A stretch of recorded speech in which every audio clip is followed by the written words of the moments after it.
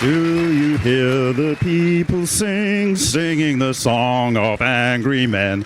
It is a music of a people who will not be slaves again. When the beating of your heart echoes the beating of the drums, there is a life about to start when tomorrow comes. Will you join in our crusade? Who will be strong and stand with me? Somewhere beyond the barricade, is there a world you long to see? Then join in the fight that will give you the right to be free. Do you hear the people singing the song of angry men?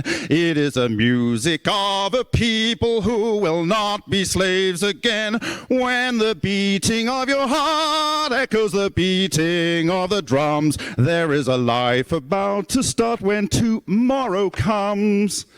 Does tomorrow ever come?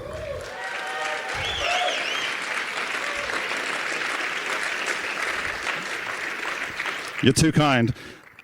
Just so that I know how to pace this, I think I've auto-gained that down. So, can I have a show of hands for people who've seen my presentations before?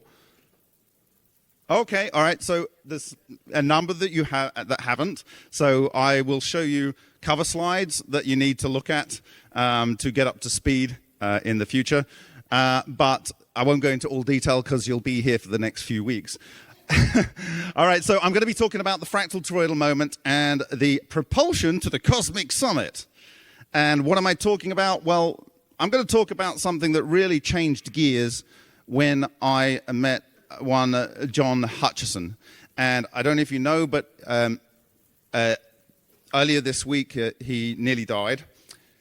And his wife did a CPR on him. And he spent some time in hospital, but I'm very happy to say that he is home and recovering. So I want your intention and your good prayers here to see that he has a speedy recovery.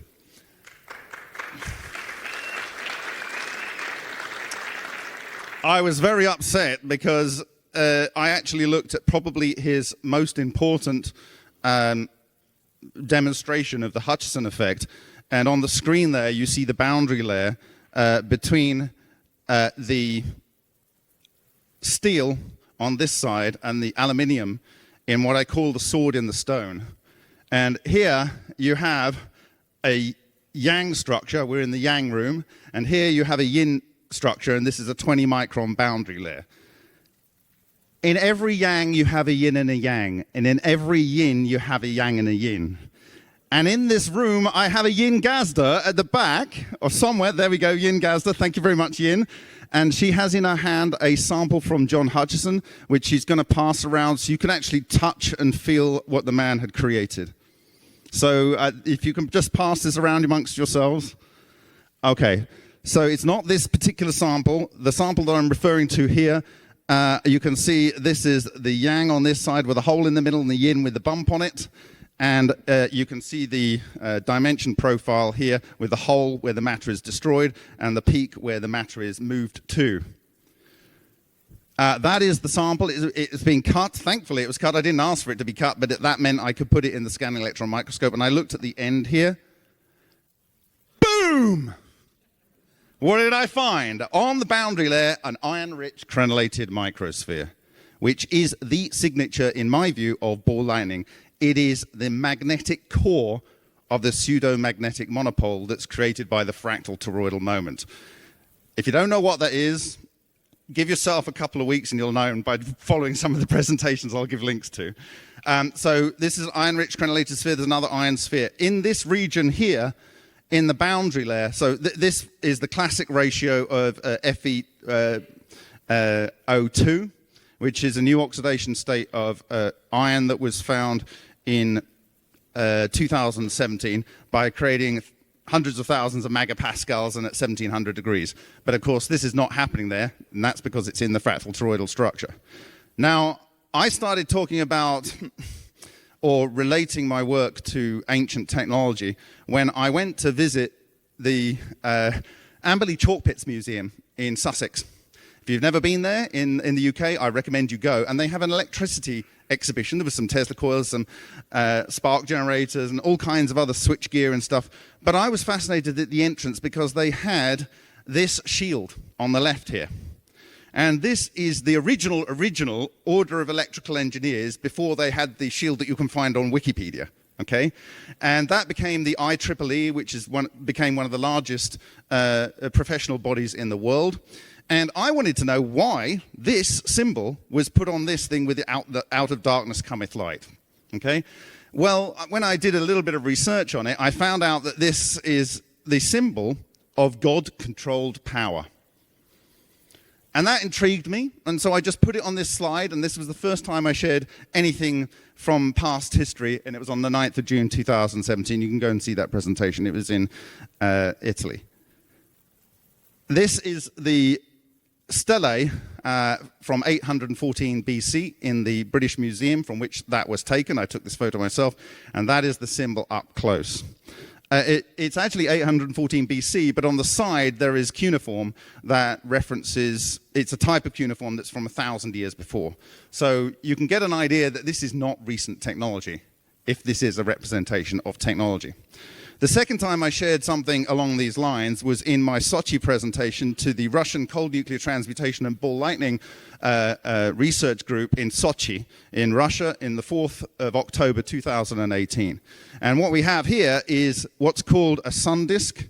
It's a symbol of what they call on Wikipedia a solar cult. And this is from northern Italy. There's many of these structures on the rocks there in this particular region. You can go and look at the links in the presentation when you have it. This is also, and this is about 2,000 years old, this is about 1,600 years old, from Ilklimoor Bartat, where I buried my grandmother, about a couple of hundred meters from this symbol. And you can see the similarity there is pretty striking, right? Well, to cut a long story short, through changing my research approach and working with the project of the Martin Fleischmann Memorial Project, I went from looking for neutrons, gamma, X-rays, and beta particles to, with the advice of Francesco Piantelli, who designed and invented the nickel-hydrogen LENR system, to just looking at what nature is doing. And he said, don't tell nature what it is, let it show you. So I did that, and I looked at all these different samples that came from all over the world, and the things that we were producing ourselves. And ultimately, I gave a presentation on the 5th of March, 2023, called O Day Another Dimension. I'll come into what the 2D versions of this structure is, but as you'll see there, the basic structure is, come on the next slide, which I can see in your corner.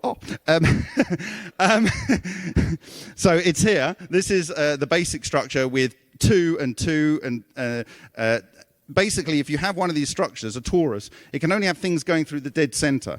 You need 2 to make things to start going in a ring. So the minimum fractal is 2, right? And it can be 2 on every level. Here is a 4-4 structure, but it's 1 on the top tier level. Now, where this particular beam interacts with the Tor level above on the fractal structure, there is a disruption beam that can come out. So you can see it here, it's coming out, and I will show you examples of this from physical experiment. But it's at the intersection of this torsional, rotational structure and the Tor on the level above. Okay, this area here is called the non-radiating boundary. It's very specific, and from that non-radiating boundary, there is 0 electromagnetic waves being transmitted when the structure is properly formed. Only the scalar and vector potential is able to go through here. So this is basically like a Star Trek shield. And when you spin it up, it will vanquish anything. So within 10 minutes of finishing that presentation on the 3D structure, I gave this presentation called O-Day, A New Dawn of an Old Age. Sounds familiar, doesn't it? And I was talking to the great George Howard, who has put this presentation together. Thank you. A big hand for George Howard.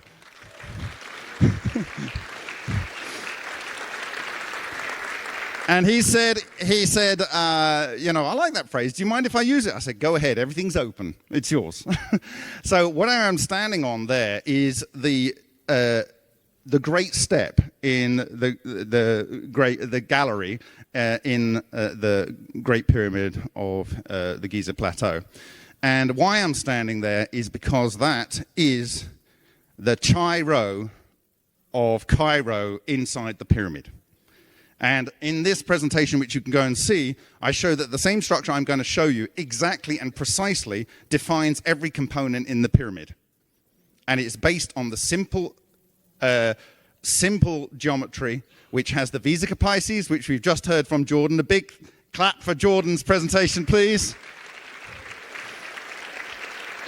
And in the center of that structure is the Christ center. That is, Jesus was given Chi and Rho Christos, basically, in my view, because he decoded this. Okay, so where does the work come from that I have been involved in? Well, it comes from Winston Bostick, who was charged from 1948, but of course the hydrogen bomb went off in 1952, as we saw from Paul's presentation earlier. Big hand for Paul's presentation. Thank you. And he worked at Lawrence Livermore Laboratory on Project Sherwood with the Los Alamos National Laboratory. And essentially what they did was they did high 10,000 amp current discharges from a deuterated titanium electrode. It produced a plasma loop which then magnetically reconnected, and it had this poloidal magnetic moment with this electric current here. And he had at least 2 of these coming together, and in this case you can see 8, and when they came together, this is a torus shooting in from 8 tori coming together, and they go over a magnetic field, and they form a tori of tori. And what he found was, and what he proposed in 1957, is that this could be the basis of structure for all matter, from the subatomic to the formation of galaxies. I would 100% agree with that.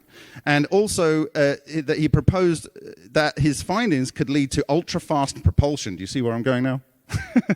450,000 miles an hour. Now, to put that in context, if you were already traveling at that speed, that's 13 days to Mars from Earth. Okay? So, Ken Shoulders was brought in by one Hal Puthoff to investigate the work of John Hutchison, that you are handling the sample there, and thank God he's still alive.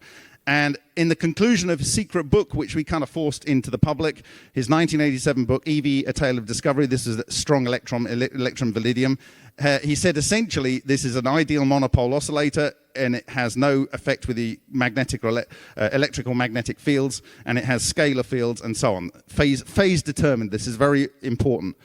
This is in 2016 in Nature Materials, and look, from 1987, we still don't know much more about this in the white world. This is Tom Bearden talking, audio. Orthodox science at an advanced level. What I would say is the very beginning, but it's moving pretty fast, theory of force-free fields. And these are getting very close to what Tesla was doing. They haven't added the anti-wave back in yet, but they're getting close.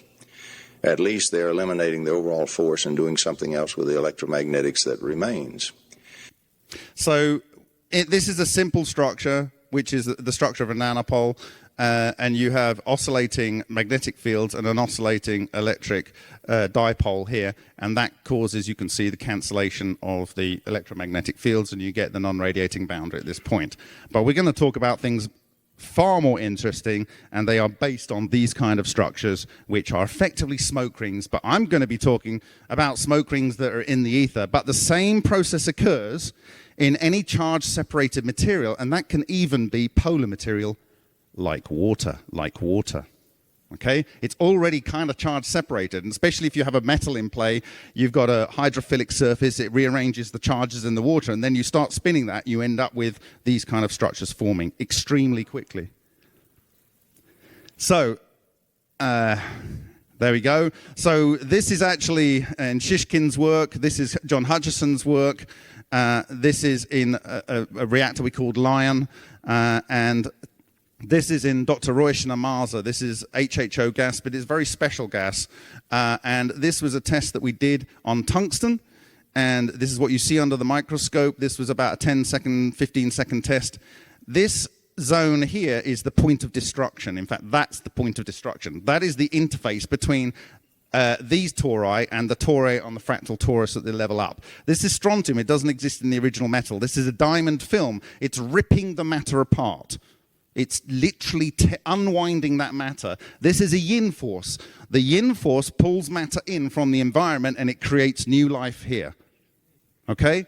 You have the one will be the yin and the yang, but overall this structure is a yin force. It's a winding structure. A yang force unwinds. So this is an experiment, and this is an experiment that a 3-year-old can learn and conduct in 7 minutes, and it works 100% of the time. And on one side you get heavier elements, and on the other side you get lighter elements. The yang side rips matter apart, the yin side assembles matter. This over here is a boron crystals in the center of the Vesica Pisces on the golden ratio line, and boron is aluminium minus oxygen. And there is no calcium on this side. On this side, in the center of that structure, you have calcium without boron, and calcium is aluminium plus oxygen, some of its isotopes. This is exactly the yin-yang structure that forms in this overall structure. It's not slightly it. You cannot improve it. There's no patent anyone could ever make, patent for you guys, that will ever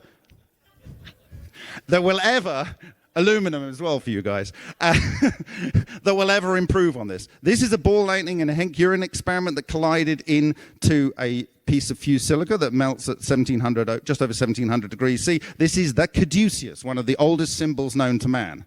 Okay? This is the symbol, the thing that you've just seen, and this is weird. I saw this in 2017 and it stuck in my head. Why? Because these bubbles, which are making this light reflect from the bubbles that are coming out of a dissolved in the solution. How is it possible that it's all white around here? There must be something pulling in all the time into the center of these vortices. What? Because this works by depressurizing the water. The bubbles form and the light reflects off them, giving you the white. It also has this depressurization zone down here. So there's a torsional beam that comes down. You can see the torsional beam, and it unwinds matter specifically at this point. And on the human anatomy, it is... I won't go anywhere else. Okay, all right. So looking at a John Hutchison sample, I found yin-yangs at this quantization level. This is the same structure here and here, but looking from the side, you can see the apple core going through the apple structure. This is from the top. Take that and rotate that from 90 degrees, and there's 48 divisions around here. So these are D4D structures, and they are self-similar and fractal. And so on the 17th of February 2020, I derived this structure, which is exactly a wheel within a wheel within a wheel. I said at the time in this presentation, which you can go and see, that this is probably the structure of the physical universe. And then I thought, back on that stele that I presented several years before, there was this structure.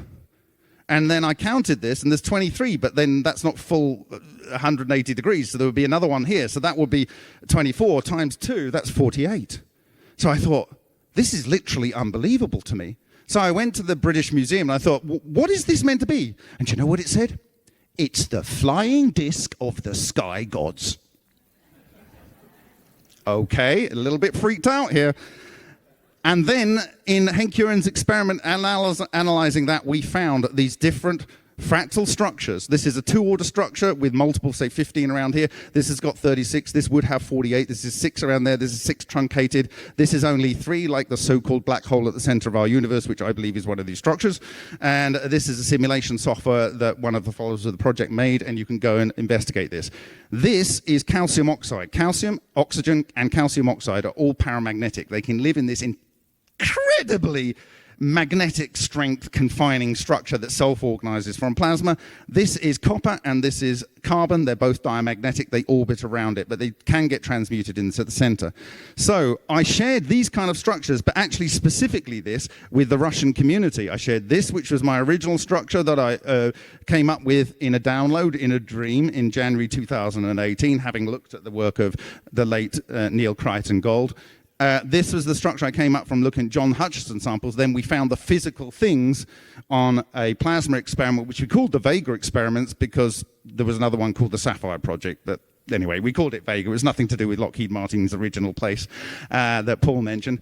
And without any comment, I sent it to them on the 30th on the evening. Without any comment, the Russian community came back and showed this paper that was published in 1995 in the Biology of Life journal by one Schwerblis. I translated it, and blow me down. It had a current ring producing a magnetic field. Rotate 90 degrees, you get an electric field. Rotate 90 degrees, you get this. This is a wheel within a wheel within a wheel. And this was the energetics research in the Soviet Union, right? I don't think it works like this, and you're going to see that it doesn't work like this. I translated this. There was a paper published by a colleague of his, and essentially they produced an electromagnetic phantom in there that when the machine was turned off and the machine was moved, it lasted for 2 days. They could see, using a fluxgate magnetometer, the magnetic oscillations in free space, quantum locked into the room in which it was generated. Okay, the guy that discovered this thing called the toroidal moment, this is not an electric dipole, it's not a magnetic dipole, this is called a toroidal moment. In electrodynamics, it's a very different thing. And it was discovered by him in 1965, working in Russia in the Dubna nuclear research facility. Unfortunately, he died very recently. It's a very great shame. I talked to his colleague a lot, but unfortunately, I didn't talk to him. This is a panic meeting in a room that I presented in 2015 in the Moscow Friendship University, and he's describing what possibly could have killed the leader of the cold nuclear transmutation and ball lightning field, called Yurzy Bazhatov, and he died doing electric arc experiments on water, and he's describing that these toroidal moments, they can literally rip the chi life force out of your body, and that's what he's describing to the people in the room was likely to have killed him.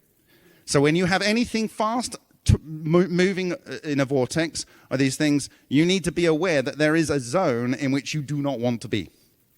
Okay? And this is a serious concern that people need to heed. Okay, it was discovered, he was in his thesis in 1967, it wasn't verified until 30 years later in the West. So here is some energetics research from the 1980s using this principle. The yin force here, what you've got in here is you've got a copper strip, and then it's on a insulator, and it's formed into a Mobius coil. It's treated with radio frequency, and then he hits it with the mains voltage with a high current pulse. And in this case, it's a yin force. It's doing a zero albedo extraction and pulling that energy in, all the chi force from that point in space-time, and pulling it into the yin force. It's not as bright because yin is not as powerful. If you fuse two deuterons together, you get something like 25 million electron volts. This is a yang force, and it's projecting energy out at a distance. This is probably a lot of what your ball lightning and fake UFOs are. This is also a fake UFO, right? But you're starting to understand what they are. They're not unidentified, they're identified. Okay? And in the case of the yang, it produces more energy because, according to David Freiberger's research, which was similar to the work of Nevesky in 1992, but David Freiberger worked at SLAC, was a ball lightning expert, and in 2009 he says, the structures I'm about to show you, they create a thing called the diality angle, and when it goes over a certain critical threshold, baryonic matter loses its reference to the Dirac sea, and the baryons fall apart, and they collapse into light and leptons. This is literally the God's toolbox, which is something I've been calling it with a little g since 2017. Okay, so what is a phase singularity? This is our Mobius strip. At the center of Mobius strip, you have this kind of thing. It's like a Penrose staircase. You go around this way, you don't go up. You go around that way, you don't go down. Okay? That's a phase singularity. And this is the phase diagram of a ring soliton. Okay? Toroidal moment. Magnetic, you've got current going around, magnetic moment. Rotate that 90 degrees, and you have a ring of magnetic loop here, but it's not an electric field again. This is what I'm saying. It's not quite what you would imagine it would be. It's a toroidal moment. Now, things can link together with the toroidal moment, but the toroidal moment can encode information in fantastic ways. And I believe it's the tool that is used by your brain with your cryptographic key of your DNA, using your microtubules and the yin and the yang delocalized electrons above those benzene rings in the microtubules to interact with the Akashic record, store your memory. If you have a brain tumor and have a bit removed and you go to the other side of the universe, you'll get your memories back because they're encoded at all points in space and time instantaneously.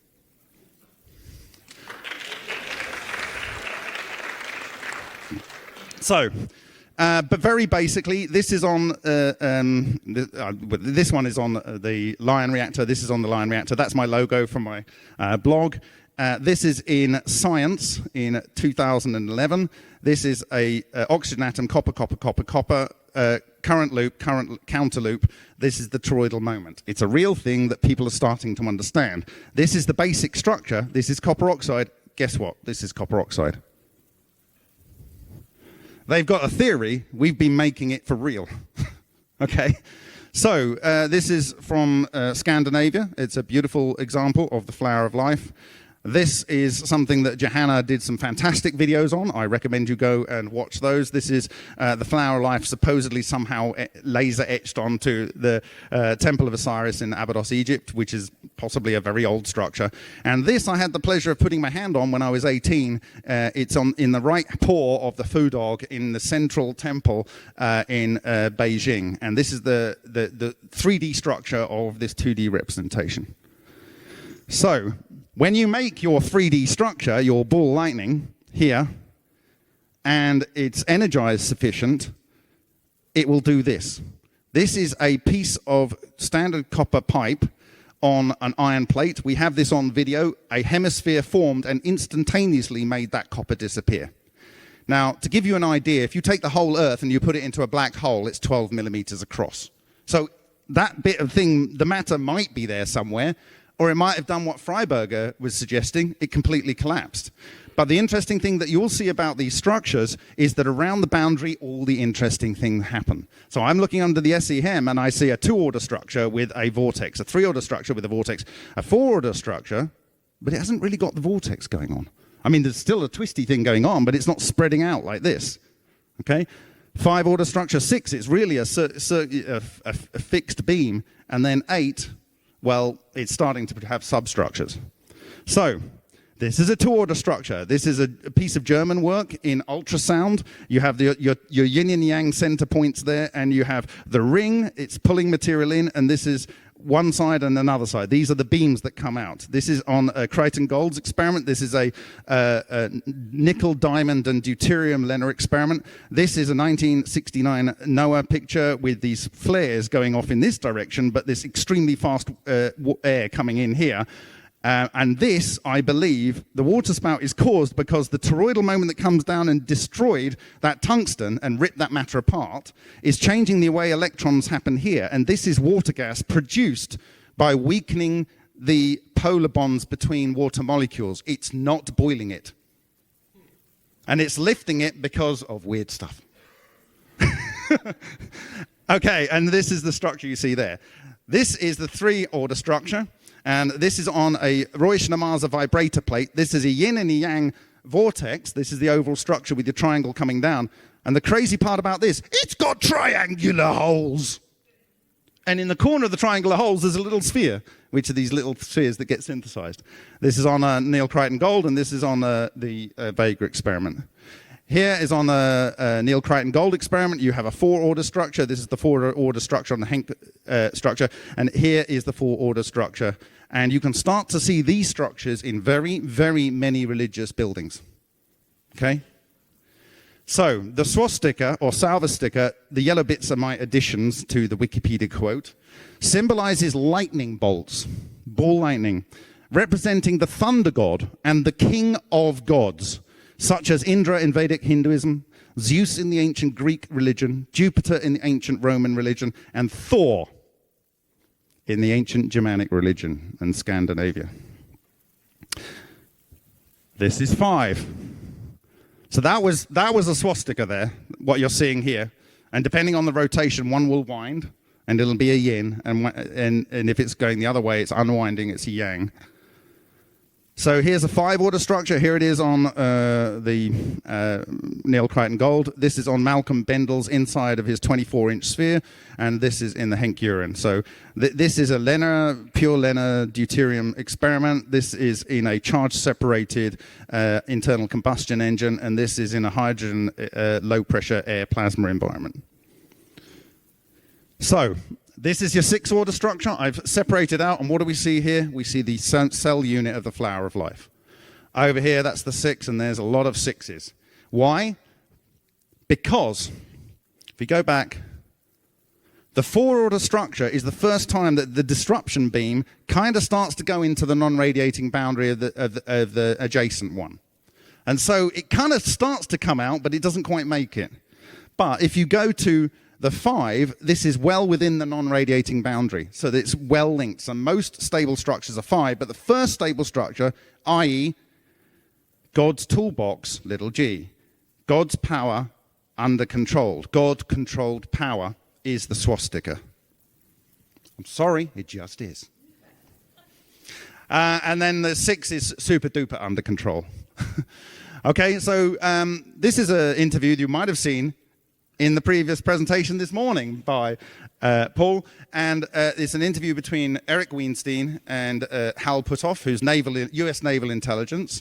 Russell Targ revealed that last year. And basically, Eric Weinstein uses that Penrose staircase to describe the phase singularity that allows for the Aharonhof bomb effect, which was discovered in 1954. And that allows you to create coherent matter at any temperature, not at near absolute zero like they did in the late 1990s to create Bose-Einstein condensates, but literally at any temperature up to trillions of degrees. Okay? So, and he's saying that this is the only way you can change the constants of the physical vacuum in order to get around the limits of relativity using the Aharonhof bomb effect. And in response to this, the next edit is like Hal kind of ignoring what he says. And he says, and you can go way beyond that. So there are all kinds of toroidal geometries where you have no electromagnetic fields whatsoever, but you have strong vector and scalar fields. And since you have no Lorentz force in the absence of E and B, how can you detect them? Well, you detect them by any kind of quantum detector. Who's got a quantum detector? Who's got one? You need to all put your hands up. All of you, because you have a brain. I hope so, anyway. So he describes Josephson junctions, which use quantum tunneling. Now, Harold Puthoff, I don't know if you know, he ran the psychic spy program for the CIA during the Cold War. I translated the person, Dr. Alexander Parkhomov, who was a leader in the psychic spy program in the Cold War in Russia. And basically, 9 months after he handed over this technology to the pseudo-government entity, private entity, Science Applications International Corporation, where anything useful was put so you couldn't do a freedom of information on it, basically, that was in 1992. In August 1993, he applied for this patent. This is a toroidal coil one way, a toroidal coil the other way, with an electric field oscillation potential between there. This, whether he mentions it or not, is producing a toroidal moment. Now, I feel weird next to our Lenner experiments. I'm on record before I understood any of this, of saying on live videos, I feel a bit weird near to this reactor. I'm not sure I want to be here, right? Someone sent me this from June the 15th, 2023 at Sydney Technical Museum. They're using nuclear magnetic resonance imaging, and they are finding that during conscious tasks, in conscious state and cognitive tasks, they have a magnetic vortex and an anti-vortex. And that, whether they like it or not, whether they agree with it or not, will produce a toroidal moment, which means John Hutchison could feel his experiments. Could he manipulate them? Maybe. Maybe every one of you in this room has the ability to manipulate matter, because matter at the finest level to galaxies is made with these structures. So, this is from 1992, Afanasyev and Dubovik, some remarkable charge current structures. They are doing all of the maths. All of the maths has been done. Don't say, I want to see the maths. It's already been done before the West even woke up. They are so far ahead, it's literally embarrassing. Right? It's so embarrassing. And they say here that inside the torus and inside, obviously, the fractal tori, you will have the Aharonhof bomb effect. And this allows you to do the coherence of matter at any temperature, and I would refer you to Systems and Methods for Creating Coherent Matter Waves. It's a patent awarded to Lockheed Martin in 2013. So, in 1979, my father asked me and my 3 brothers and my sister to come downstairs one late evening in the summer. And I'm going to put the microphone down and I'm going to shout. He said, kids, look up there. So we're all lining up in a row and I'm going, what's this about? And in the sky, ball light went.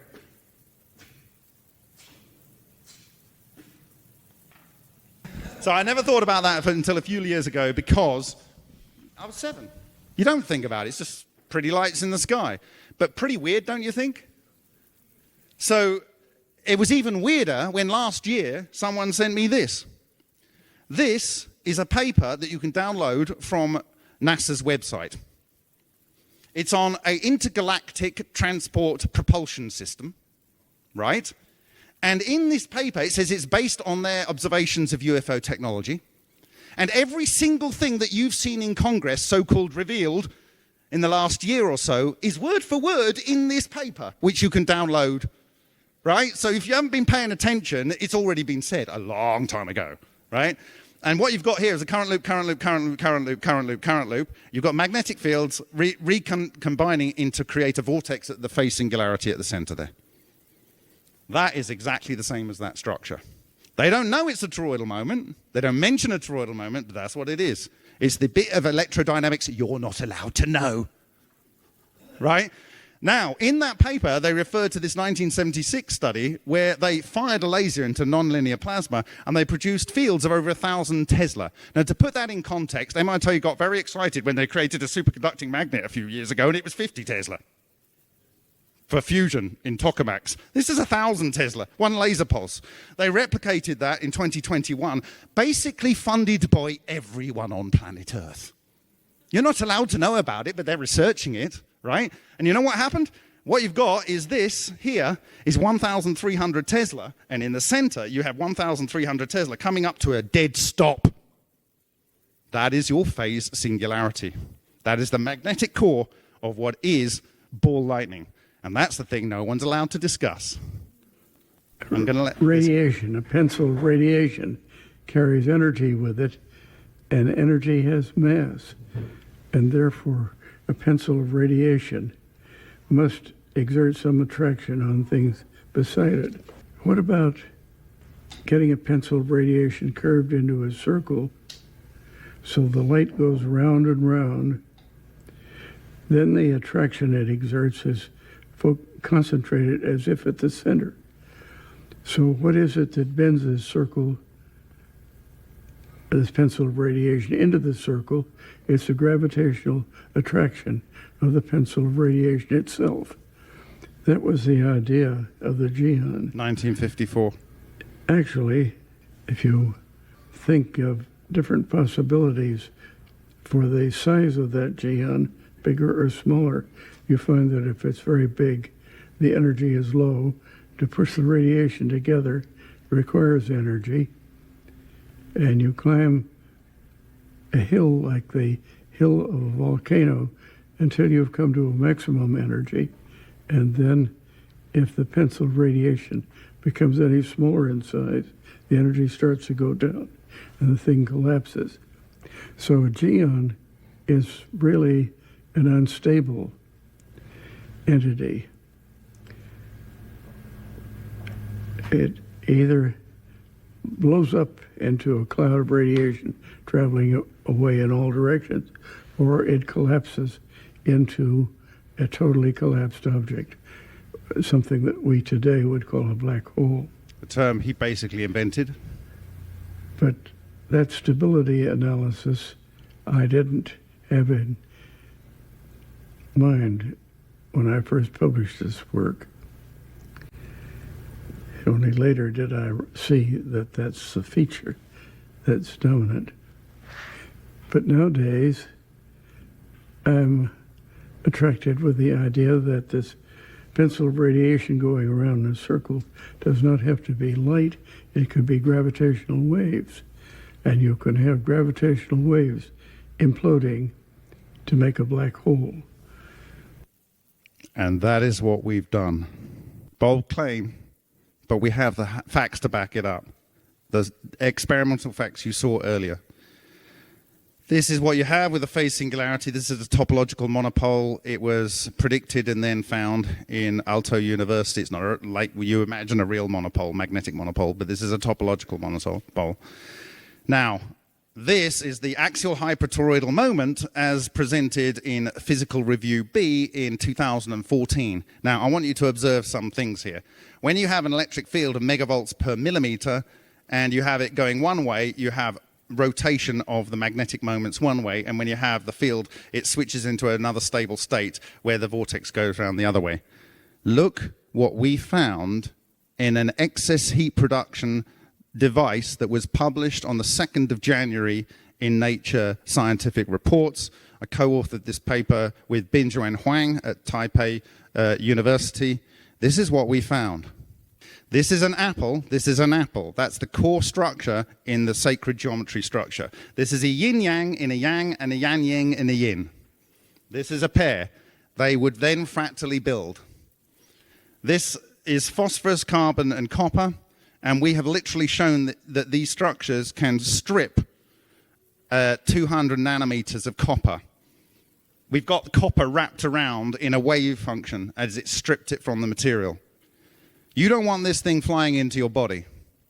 It's carrying matter, it's carrying fantastic energy, you cannot even begin.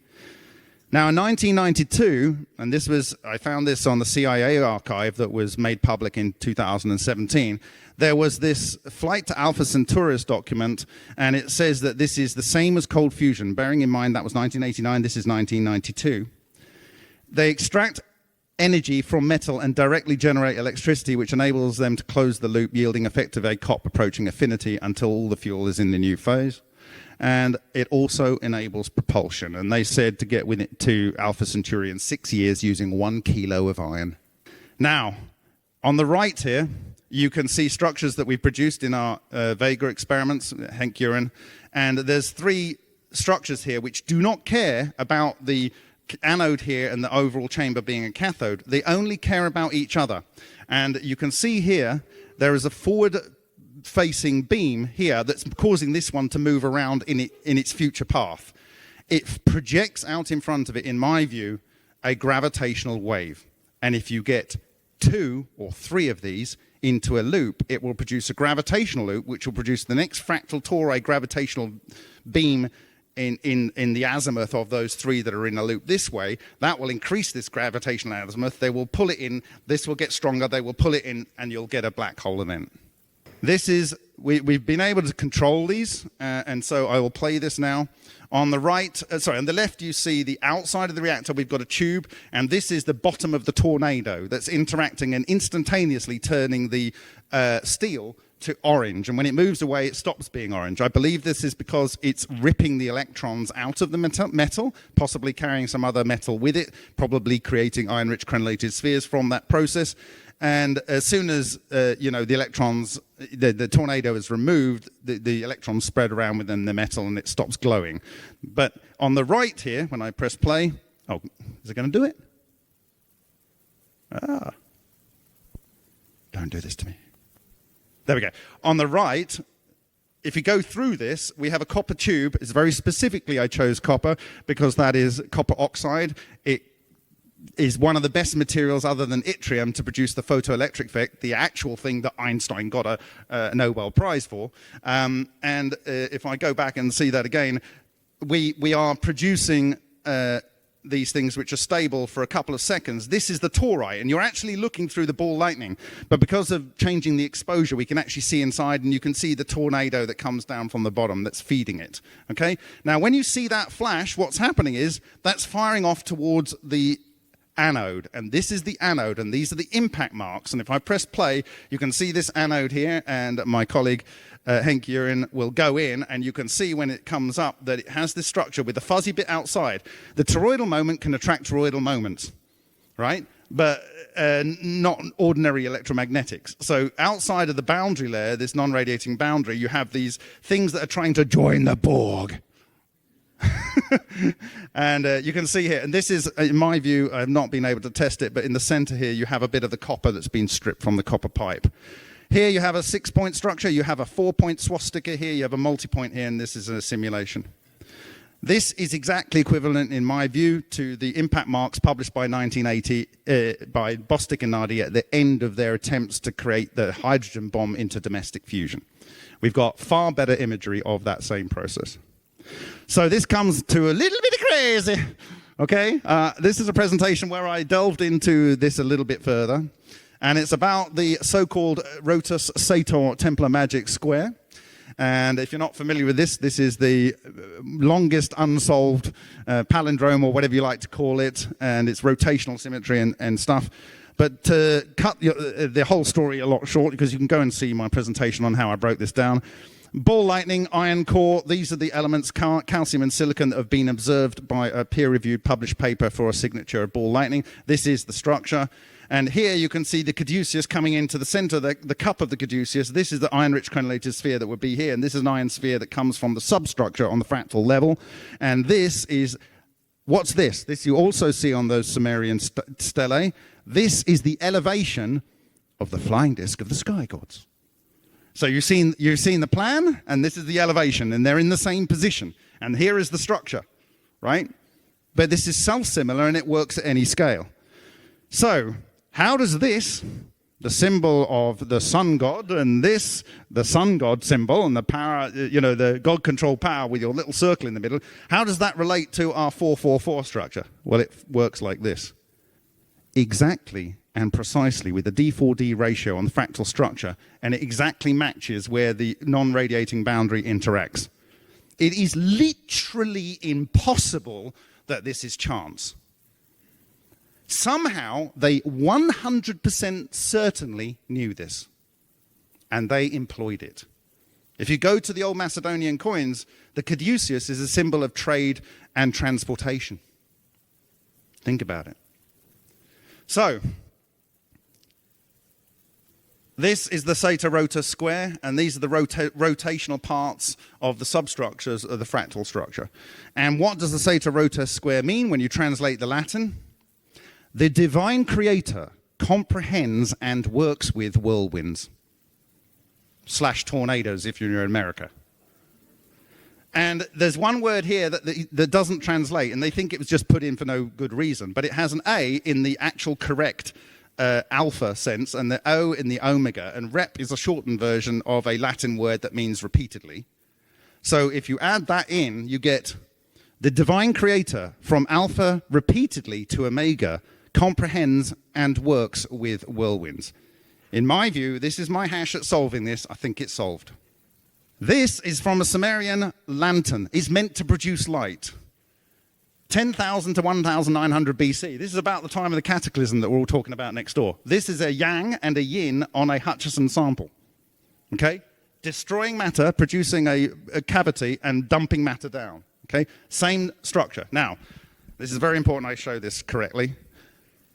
You have the ring, very importantly, in the correct location. This, we've seen many of this particular structure under the microscope and under macro photography.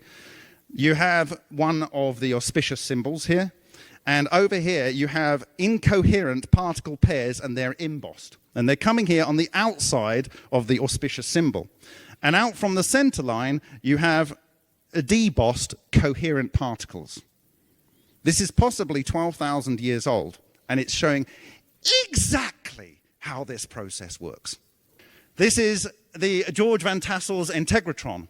It has 16 wood sections. It has a Tesla coil in here, and these things come out, and maybe something was meant to be attached from there. Each section of 16 has 3 divisions. That is 48. There is our fractal torus on the outside. This was designed to be able to look back into the past for echoes stored in the Akashic record, and to be able to read back into time, and be able to look across time to amplify the natural ability of the human to do remote viewing. And apparently some aliens came down and landed in the spaceship and told him how to build it. This, boom, is in New Mexico. Now, I was sent this earlier this week. I couldn't, I'm sorry, I can't remember the person that sent it to me, but I immediately recognized what I saw. And look at this little chappy up here. And look at this. So where you'll see this it's on the boundary of the Navajo region. But of course, in the center of the Navajo region is the Hopi Reserve. Okay? Now, when I did a video on the Nan Madol, the construction techniques used in Nan Madol, I was then told afterwards the legends about these beings coming down with a plasma being and moving these things, and these guys moving it around like Coral Castle. But I traced using Google Maps undersea elevation maps. There was tunnels or a raised area going all the way to the West Hawaiian Islands. And that was very interesting to me because around about 2012, someone was staying with me and we just got into a conversation. And they said, my girlfriend was a diver instructor to the elite in the Hawaiian Islands. She would take them out to special trips to these places that were off limits. And she saw these things flying around underwater and coming out of the water and going back into the water. And she started to talk about it. She is no longer with us. 5 years later, I had another person staying with us. They were coming for fertility treatment, and I recounted this story. And the woman who was from Hawaii, he was from California, said, I told you, I saw them as a kid, and I saw them when I was 30 years old. I told you, see, it's real. So after I gave that presentation on Nam Madol, some wrote to me and said that in the Hopi legends, when the land was flooded, the hoi polloi, they were sent off on ships, but the elite, they flew on these disc-shaped craft to the Americas. When I saw this, I saw something probably no one else sees other than me, and that's my affliction. I took a high-resolution image here. Thank you, Google Maps, for providing this data. And you can see another, this is, in my view, a stylized Maltese cross, which is also a very important Hopi symbol, along with the auspicious symbols. I don't know when this is made, but I actually don't care whether this is a prank or it's real because of this. That's the Salvis sticker in this case. It's the moon. The non-radiating boundary, exactly and precisely from many, many different pieces of research over the last 12 years, is actually marked on the landscape. And it's exactly and precisely in the right place. Not slightly, exactly. And if you rotate, so you see there's the fourth order structure here, but if I rotate that so you can see it laid down on the landscape, the top flat part of the apple exactly lines up with the box. This goes up to the apex, and this goes down to an extra line that they put down for the top of the Vesica Pisces. There's more than one. And I want you to play a little game with me. First up, it gets a hurrah, right? There's another one. I want someone to look at that QR code and tell me where is the nearest town to this. What is the nearest town? So you've got a bit.ly here, and you've got a location here, longitude, latitude, and you can just go to the QR code. You couldn't make this shit up, right? And you can go and look at this on Google Maps, and you can go and look at this one, and look. The non-radiating boundary is also very faintly and exactly and precisely in the correct place. And on this one, if you rotate it so it's in the non-radiating boundary is exactly and correctly in the right place. I found that out yesterday. So Stephanie, I'm sorry I changed my presentation in the middle of the night, but I thought, I wonder if there's any of these non-radiating boundaries on the other structures that I found. These are all within a few tens of miles, I think 50 miles of Roswell. Okay? Are they made by the Hopis? I don't give a shit. Right? Because there's some crazy dudes out there that are making exactly what it is and what it should be, what nature tells you when you look under the microscope. There you go. Non-radiating boundary. Look, if I go back, it's exactly and correctly in the right place. This is how you make an ARV. This area here is where you see on our experiments it does not affect matter outside of this part of the central part of the structure. That is why they fly off the ground at that height, right? This is the safe part. It's the little notch in the Ukon Thesara, Thor's hammer, which is exactly cloned by the Tesla logo. I mean the one that I saw and photographed in Helsinki's National Museum of Finland, right? With the notch, with the ridges over the top, even with the little bits that curve down to meet the golden ratio spiral of this 200 million year old ammonite, right? That, if you see one of these crafts in the air, you will see visual distortions, torus-like, on either side because of the way it works. It has Herxite quartz, which is one of the highest dielectric constant materials. This is from Mark McCandlish in a personal email that he sent out to just a few people. And It has over 1.2 million volts, which the thickness of Herxite quartz can maintain as it's drawn. There's 8 sections here, but can anyone guess how many sections there are around it? Yay! It's 48! Why? When we were doing the modeling, we found out that if you go beyond 48, the structure would fall apart. Just as the guy that worked on the Manhattan Project, John Archibald Wheeler, and who was the tutor of Feynman, said in that video that I showed earlier.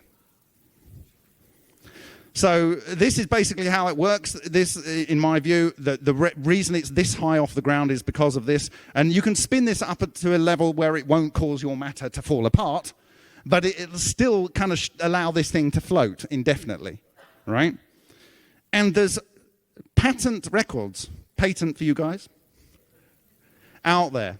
And this whole effect is called magnetohydrodynamics. And this is a UFO design from 1967, and it's called magnetohydrodynamic propulsion apparatus.